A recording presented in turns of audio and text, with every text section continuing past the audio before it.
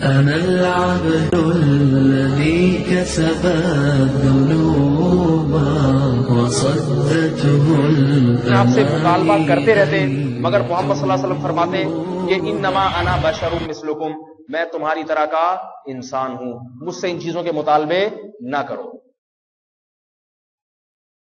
آج شرک جو ہے نا، شرک مسلمانوں کی جڑوں کو کھوکھلا کر رہا ہے۔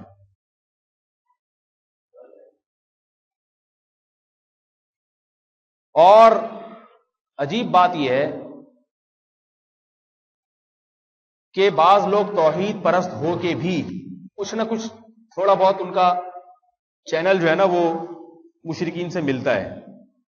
اللہ کے نبی نے فرمایا من تشبہ بقوم فہو منہم، جو کسی قوم سے مشابہت اختیار کرتا ہے وہ انہی میں سے ہے۔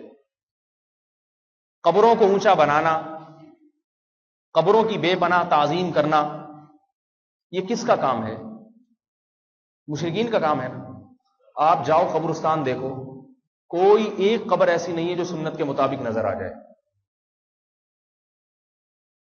اللہ کے رسول صلی اللہ علیہ وسلم نے صحیح حدیث ہے، حضرت علی کو بھیجا کہ کوئی قبر ایک بالش سے اونچی نظر آئے تو اسے ڈھہ کے برابر کر دو زمین پہ۔ آج قبریں ایک بالش سے اونچی ہیں یا نہیں؟ اتنی اونچی اونچی پتھر لگا لگا کے، سنگ مرمر کی ٹائلیں لگا لگا کے، میرے بھائی اس کا مردے کو کوئی فائدہ نہیں۔ قبر دیکھنے میں قبر ہی لگنی چاہیے، قبر کو پکی کرنا جائز نہیں ہے۔ چاروں ائمہ کا اس پر اتفاق ہے۔ سمجھ رہے بات کو؟ قبر کو پکا کرنا، سیمنٹ لگانا قبر پہ جائز ہے کیا؟ کوئی بھی دلیل نہیں۔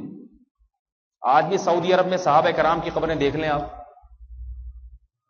ہمارے ہاں وہاں صحابہ مدفون ہیں اور سادہ مٹی کی قبریں بنی ہوئی ہیں۔